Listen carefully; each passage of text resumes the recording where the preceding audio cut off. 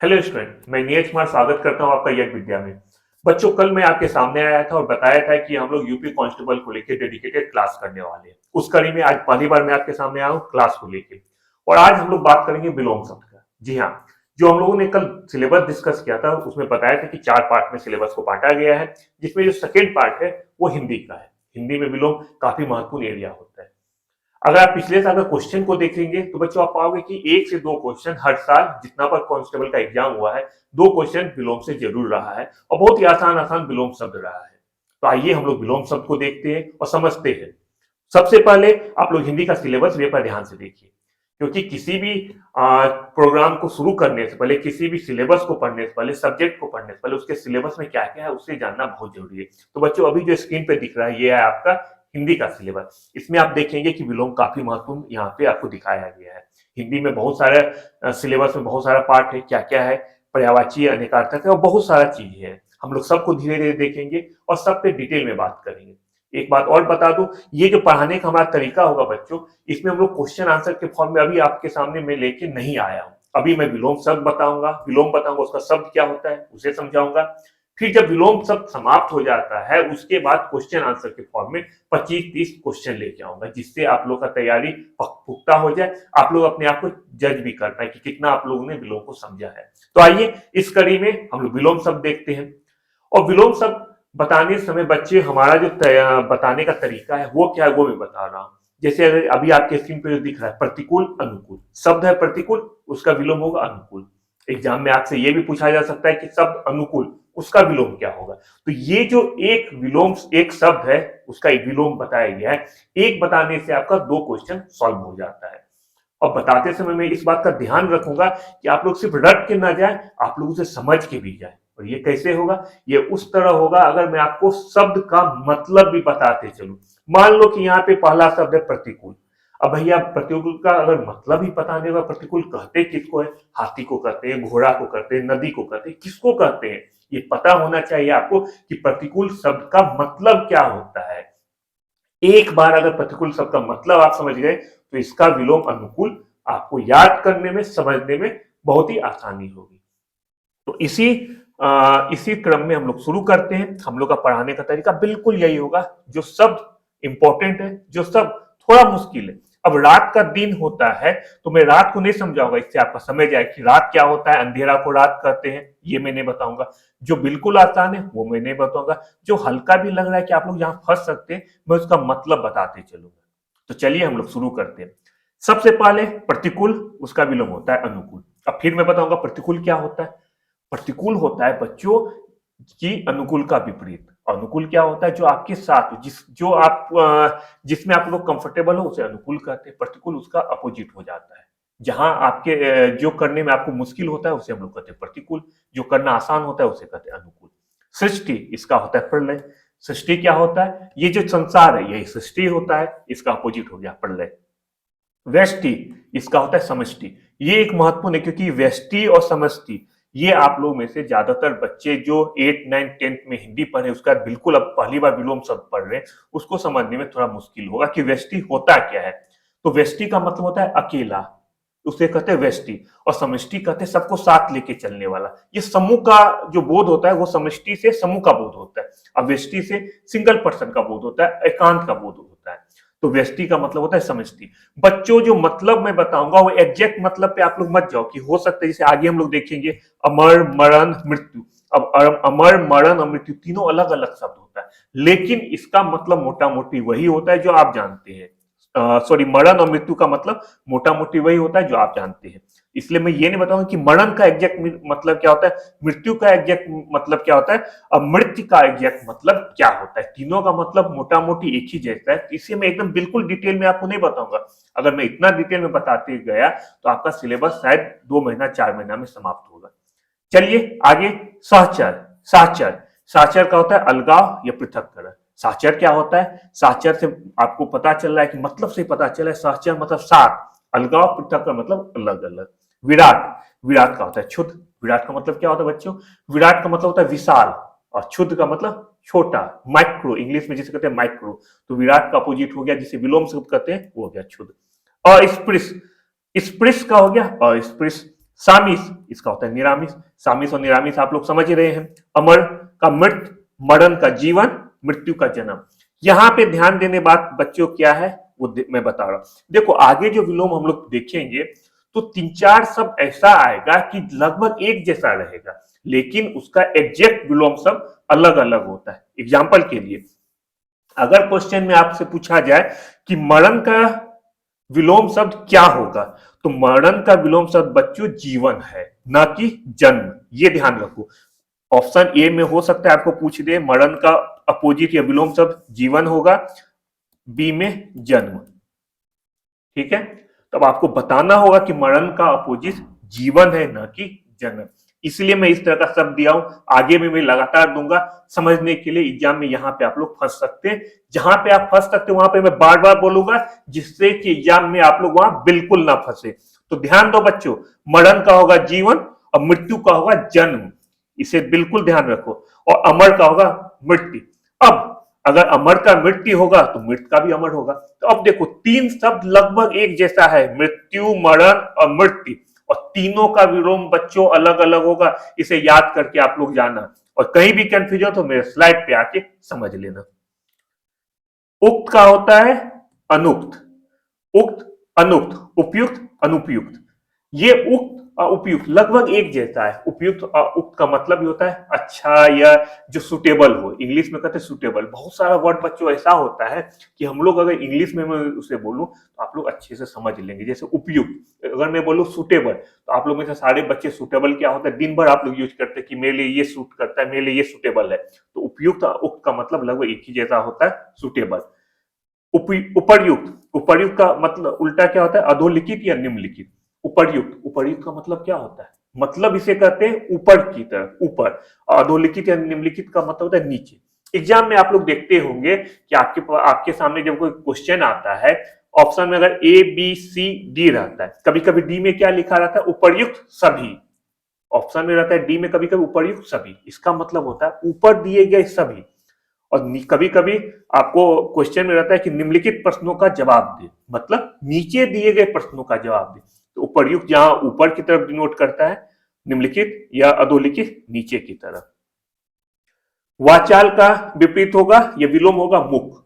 ये वाचाल क्या होता है, वाचाल का मुख। वाचाल क्या होता है, वाचाल कहते ज्यादा बोलने वाले को कहते हैं वाचाल, और मुख अपोजिट है। इसका मतलब हो गया जो कम बोले उसे कहते हैं मुख। वाचाल का मुख और मुख का वाचाल। सगुन, निर्गुण, अपसगुन, शकुन। आप लोग समझ लेंगे अपशकुन का शकुन। आवेशित, अनावेशित, आवेशित, अनावेशित। आवेशित आप लोग जान रहे क्या होता है, मैं समझाता हूं। आवेशित जिसमें कि कोई, जैसे कहीं पे कहा जाता है कि कोई धन आवेशित है, कोई ऋण आवेशित है, तो उसे कहते हैं आवेशित। अनावेशित जिसमें कोई भी प्रभाव नहीं होता है, उसे कहते हैं अनावेशित। अनावृष्टि, इसका होता है वृष्टि। अनावृष्टि क्या होता है, अनावृष्टि को जानने के लिए आप वृष्टि को समझ लीजिए। वृष्टि का मतलब होता है बारिश। तो अना का मतलब होता है कम, अनावृष्टि, वृष्टि। अनाश्रित का आश्रित। अर्जित, अनर्जित। अर्जित मतलब होता है अर्जना, एक्वायर करना, कैप्चर करना, ये होता है अर्जित।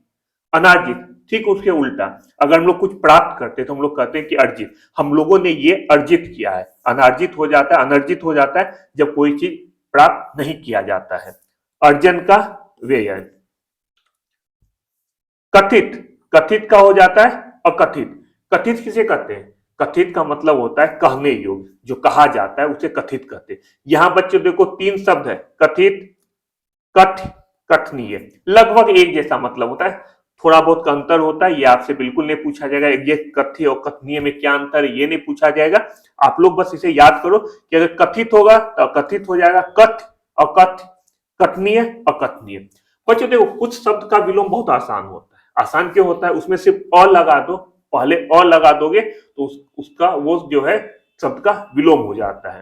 तो अ लगाने में आपको ध्यान रखना होगा कहां पे अ लगाना होगा। जैसे कथित में सिर्फ अ लगा दोगे पहले तो हो जाएगा अकथित। कथ्य में अकथ्य, कथनीय, अकथनीय। प्रच्छन्न, इसे कहते हैं प्रतिपन्न। प्रच्छन्न शायद आप लोगों को पता नहीं होगा तो मैं बताता हूं। प्रच्छन्न कहा जाता है ढका हुआ, मतलब जब कोई चीज घिरा हुआ रहता है, ढका हुआ रहता है तो उसे कहा जाता है प्रच्छन्न। और प्रतिपन्न अगर उसका विलोम होता है प्रतिपन्न, इसका मतलब क्या हो गया, खुला हुआ वो होता है प्रतिपन्न। प्रच्छन्न, बार बार सुनो, प्रच्छन्न होता है ढका हुआ। जब हम किसी चीज को घेर लेते हैं, इसको घेर के भी कह सकते हो, ढका हुआ भी कह सकते हो। अब प्रतिपन्न का मतलब होता है खुला हुआ। अतिवृष्टि, इसको कहते, इसका अपोजिट होता है अनावृष्टि। अपेक्षित, अनापेक्षित। अपेक्षित आप लोग जानते हैं कि कोई अपेक्षा वो उससे बनता है अपेक्षित, अनपेक्षित। अजल, अजल का होता है निर्जल, बहुत ही कॉमन चीज है अजल निर्जल। अवलंब का निरालंब। अवलंब क्या होता है? अवलंब का मतलब होता है किसी के सहारे, उसे हम लोग कहते हैं अवलंब। मतलब किसी अगर मान लो कि हम किसी के सहारे बैठे हुए भी तब भी अवलंब हो जाता है, कि हम लोग कुर्सी के सहारे बैठे हुए तो वहां पे हम लोग यूज करेंगे अवलंब का। और निरालंब होता है किसी बिना किसी सहारे के, वो होता है निरालंब। अवलंब सहारे के, आधार के, ये होता है अवलंब। निरालंब क्या हो गया? जब बिना किसी आधार के, बिना किसी सहारे के, उसे हम लोग कहते हैं निरालंब। अक्षर, अक्षर का होता है क्षर। क्षर क्या होता है? क्षर का मतलब होता है नाशवान, जो समाप्त होने वाला होता है उसे कहते हैं क्षर। जिसका की समाप्ति निश्चित है वो होता है क्षर। अक्षर, अगर क्षर में अ लगा देंगे पहले तो इसका मतलब हो गया अक्षर, जो नाश होने वाला नहीं है वो हो जाता है अक्षर, और जो नाश होने वाला है वो हो जाएगा क्षर। अथ का इति, अत इति। आप लोग पूजा में भी अत और इति का बहुत बार प्रयोग करते होंगे। क्या होता है अत और क्या होता है इति? तो बच्चों अत होता है, अत का मतलब होता है आरंभ करना, शुरुआत करना, उसे हम लोग कहते हैं अत। इति कहते हैं जब समाप्त होता है तब हम लोग कहते हैं इति। जैसे पूजा में भी कहते हैं, लास्ट में इति बोला जाता है। जब अंत होता है तो उसे इति कहते हैं, जब शुरुआत होता है तो उसे अत कहते हैं। अति का उल्टा हो जाएगा अल्प। अति क्या होता है बच्चे? अत्यधिक, ज्यादा की मात्रा के लिए अति का यूज करते हैं। अल्प कम के लिए, तो अति का हो जाएगा अल्प। अत्यधिक, अत्यधिक आप लोग जान रहे हैं ज्यादा, उसका हो जाएगा स्वल्प। अत्यधिक, स्वल्प। अनादर, आदर, ये भी पता है अनादर और आदर क्या होता है। अधम, उत्तम, श्रेष्ठ या महान। बच्चों देखो, उत्तम आप लोग मुझे लगता है समझ रहे हो, श्रेष्ठ भी समझ रहे हो, महान भी समझ रहे हो। अधम आप क्या होता है? इसका उल्टा अधम होता है, लेकिन अधम का मतलब होता है जो कह सकते हो कि नीच हो या जो खराब हो, उसे हम लोग कहते हैं अधम। अधम, अधम का यूज देखो, एक चीज और मैं बता दूं कि ये जो शब्द होता है, शब्द को कि डिटेल में मैं नहीं जानना चाह रहा हूं कि ये हर शब्द, कभी कभी किसी शब्द का प्रयोग संज्ञा की तरह होता है, कभी कभी उसी शब्द का प्रयोग क्रिया की तरह होता है, कभी कभी उसी शब्द का प्रयोग विशेषण या क्रिया विशेषण की तरह होता है। अब शब्द का प्रयोग जिस रूप में होगा, क्रिया के रूप में होगा तब उसका कुछ और मतलब होगा, विशेषण या क्रिया विशेषण के रूप में होगा तो उसका कुछ और मतलब होता है। हमें यह नहीं पता कि यह सब कहीं पे किस रूप में उपयोग होगा, इसलिए हो सकता है कि इसका मतलब थोड़ा बहुत चेंज हो जाए, तो इसलिए आपको उतना परेशान नहीं होता है। मैं मोटा मोटी एक मतलब बता रहा हूं। मैं पहले ही बोला कि एग्जाम में सिर्फ आपको विलोम शब्द पूछेगा कि रात का दिन, अत्यधिक का क्या होगा, सो स्वल्प होगा। थोड़ा थोड़ा मतलब मैं इसलिए बता रहा हूं कि आपको याद करने में आसानी होगा। तो अधम का हो जाता है उत्तम। अधम क्या होता है? अधम का जैसे बताया है, जिसे हम लोग नीच कहते हैं उसे कहते हैं अधम। अनुलोम का विलोम। अंतर्मुखी, बहिर्मुखी। अंतर्मुखी बहिर्मुखी क्या होता है? अंतर्मुखी आप लोग इंग्लिश में एक वर्ड सुनते होंगे, इंट्रोवर्ट, कि वो लड़का तो बहुत इंट्रोवर्ट है और वो लड़का बहुत एक्सट्रोवर्ट है। ये इंट्रोवर्ट क्या होता है? इंट्रोवर्ट बच्चों कहते हैं जब हम लोग मन की बात मन में ही रखते या हम लोगों को एक्सप्रेस करने में मुश्किल होता है, जिसे एक्सप्रेस करने में मुश्किल होता है उसे कहते हैं अंतर्मुखी। एग्जाम्पल के लिए मैं बता रहा हूँ, कभी कभी आपके जो फ्रेंड सर्किल में होते हैं वो बहुत कम बोलते हैं, उनके मन में बहुत सारे बातें आते रहते लेकिन वो बोल नहीं पाते। या आप लोग जब क्लासेज करते हैं, कभी ट्यूशन पढ़ते हैं, किसी कोचिंग में जाते हैं, अगर टीचर आपसे कोई सवाल पूछता है तो आपको जवाब जरूर पता रहता है लेकिन आप लोग एक्सप्रेस नहीं कर पाते, शर्म आती है, झिझक होती है, इसे कहते हैं अंतर्मुखी प्रवृत्ति वाला बालक या बालिका। तो अंतर्मुखी का हो जाएगा बहिर्मुखी। बहिर्मुखी कहते हैं जो बहुत ज्यादा एक्सप्रेसिव हो, उससे अगर कम भी आता होगा, आप देखते हैं क्लास में कोई बच्चा है, नॉलेज कम होता है लेकिन वो हर चीज में काफी हद तक पार्टिसिपेट करता है, तो उसे कहते हैं बहिर्मुखी। इंट्रोवर्ट, एक्ट्रोवर्ट। अधोमुखी का हो जाएगा ऊर्ध्वमुखी। अधोमुखी होता है कि देखो, जब पता न चले तो अधो और ऊर्ध्व, ऊर्ध्व ऊर्ध्वाधर से बना होता है, ऊर्ध्व से ऊर्ध्वाधर भी बना होता है। मतलब ऊर्ध्वाधर हम लोग किसे कहते हैं? जो खड़ा होता है उसे सीधा होता है उसे ऊर्ध्वाधर कहते हैं। अधोमुखी का मतलब होता है कि हम कह सकते हैं कि सेम अंतर्मुखी से कुछ कुछ मिलता जुलता हुआ है। अगर हम लोग मान लो कि गला लटका के चल रहे हैं तो उसे हम लोग अधोमुखी भी की तरफ समझ सकते हैं। अब कोई होता है कि बिल्कुल सीधा चलता है तो उसे ऊर्ध्वमुखी के रूप में समझ सकते हैं। ये सिर्फ समझाने के लिए मैं बता रहा हूँ, बार बार कर रहा हूँ, एग्जैक्ट मीनिंग नहीं है। अधोगामी, ऊर्ध्वगामी। अधोगामी मतलब सीधा, अधोगामी सॉरी उल्टा, ऊर्ध्वगामी सीधा। अंतर्द्वंद, बहिर्द्वंद। अंतर्द्वंद बहिर्द्वंद ये एक चीज है, ये समझ लो अंतर्द्वंद क्या होता है। कभी कभी आप देखते होंगे कि घर में खासकर पेरेंट्स के मन में बहुत सारा बातें आती रहती है, बहुत सारी बातें कैसे, कभी बच्चे के फ्यूचर को लेके, कभी बहुत सारी समस्याओं को लेके। अंदर में जो अंतर्द्वंद होता है, अंदर में जो आदमी किसी चीज को परेशान होता है, किसी चीज को लेके परेशान होता है, जैसे मैं पेरेंट्स का एग्जांपल दिया कि अगर पेरेंट्स के दिमाग में बहुत सारी चीजें है कि बच्चे का पढ़ाई कैसे हो, किसी बच्चे का शादी करना है, तो उनके मन में बहुत सारी चीज एक दूसरे से टकराते रहते हैं, उसे हम लोग कहते हैं अंतर्द्वंद।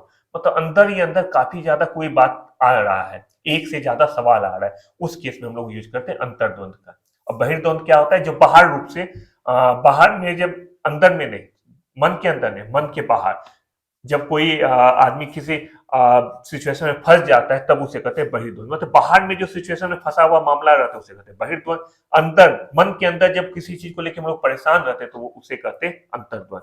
अंगीकार का होता है अस्वीकार। अंगीकार का मतलब क्या होता है, एक्सेप्ट करना। हम लोग राष्ट्रगान में भी पढ़े हुए कि हम लोग इतने तारीख को अंगीकार किए, तो अंगीकार का हो जाता है अस्वीकार।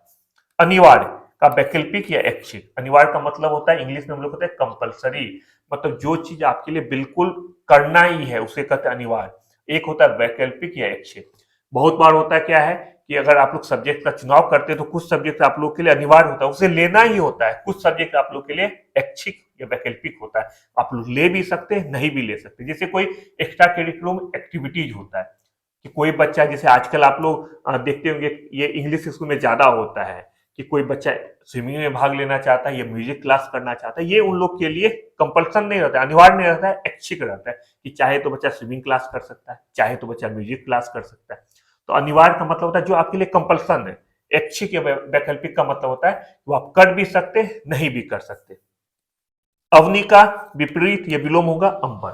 अवनी क्या होता है, अवनी होता है बच्चों, अवनी कहा जाता है पृथ्वी को, अवनी भूमि को अवनी, और उसका उल्टा ये विलोम होता है अंबर। अंबर आकाश होता है।